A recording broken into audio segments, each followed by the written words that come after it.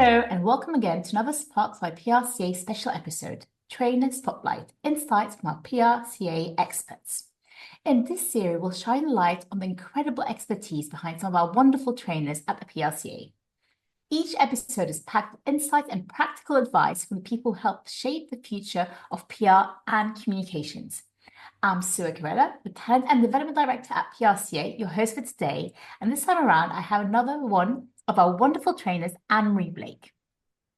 Anne-Marie is recognized as a leader in strategic communications with a career spanning over 25 years. She spent the majority of her career working in large global firms across a number of disciplines, including PR, marketing and corporate affairs, change and internal communications. She has led in-house teams and runs her own consultancy, True. It's so wonderful to have you here today with us on the show. And so happy to be sharing out your tips with us, Anne-Marie. So welcome and wonderful to have you here. And thank you for inviting me. Whenever I listen to those introductions or those bios about myself, I have to kind of think, oh yeah, they're talking about me. I sometimes forget about some of the things that I've done, but thank you for that very kind introduction. A lot, and it's wonderful. So we're going to start it off talking about your journey. Can you tell us what inspired you to become a trainer with PRCA and how your experiences led to where you are, and what kind of gave you that kind of feeling of let me become a trainer at PRCA? With a lot of things in my career, it was totally accidental, actually. So I've always, the story I tell to people when they come on my course is pretty much the same one at the beginning. I didn't start my career in PR and communications. In fact, I was very happily doing marketing for a large bank. And everyone has a boss in their life, don't they, that really kind of shapes their career. Very true. Mine was called Paulette. And she said to me one day, why don't you come and be my head of comms and PR, running, she got a really great job running the European division of one of the banks. And I said, but Paulette, I don't really know anything about comms and PR. She goes, doesn't matter. She goes, you'll figure it out. And this was a few years ago now. My daughter was a baby. And I did figure it out. And I did make a few mistakes, some which were visible, some less visible. And I'd always promised myself that once I was in a position to do something about it, I would develop the course I wish I'd have had when I was starting out doing that PR and communications role. It just so happened in the lockdown I was part of a volunteer group, and Corai was part of that group as well when we were giving pro bono advice to other agencies.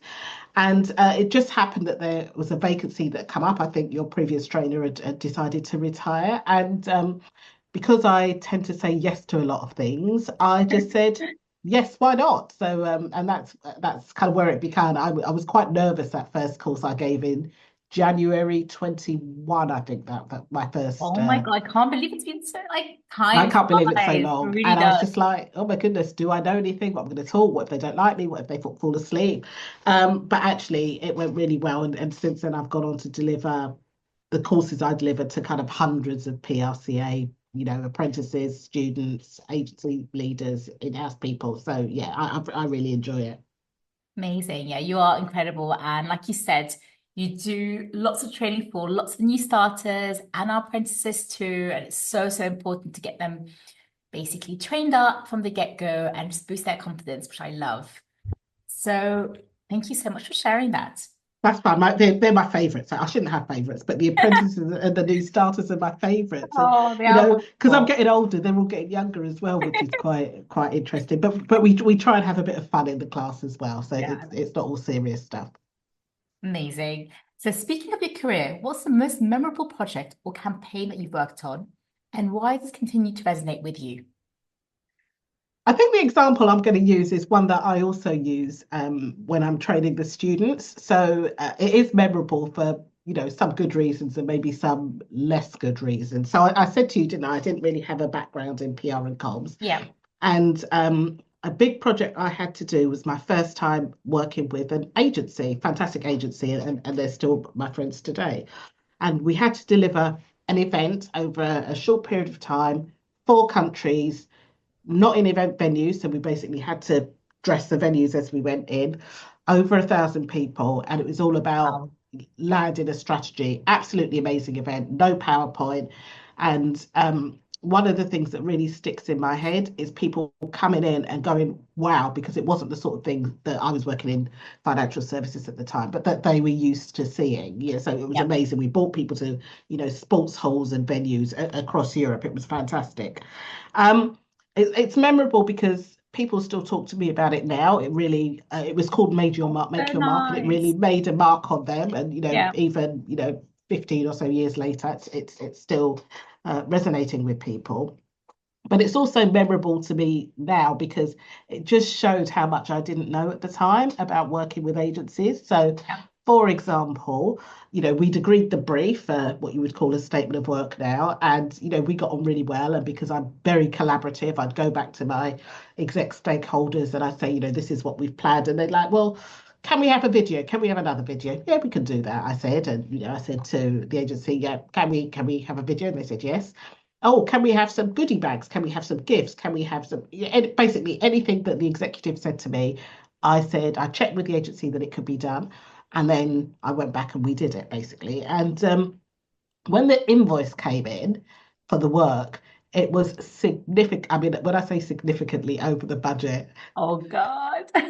I go, I'm not joking. And I'm still Oh, shivering now as I was thinking wow. about how I Yeah. was going to tell my boss at the time. And, I kind of went to some of my peers saying, what am I going to do? We've got amazingly over budget, because I hadn't realized every time you ask an agency to do something that's not in the scope of work, Yeah.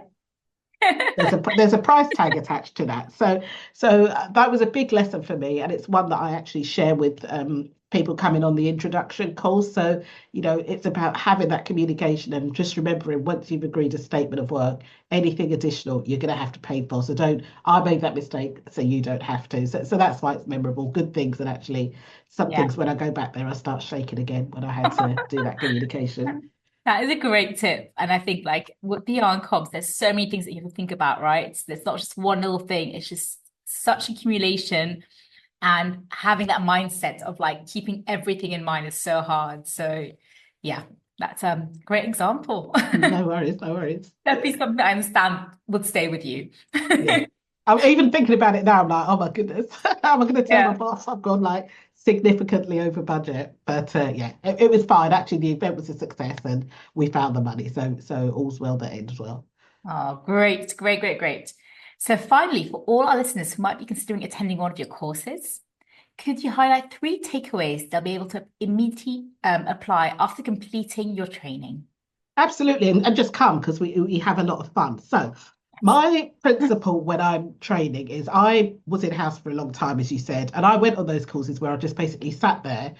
And in my mind, I could just see my emails going up and up and up. And it was all very nice and interesting, but there was nothing that I could apply when I got back to the office the next day. So the big takeaway is, I tend to always ask people what they want to get out of it. So even though I have a structure that I go through, because of the experience I've got, they can always get out of it what they've actually come to the course for, even if it's not, directly in the curriculum I've set out for them. So it's very practical. Yeah. I do have tools and frameworks that they can just take away with them. I give them the handouts, and they can apply it immediately when they go back to their office.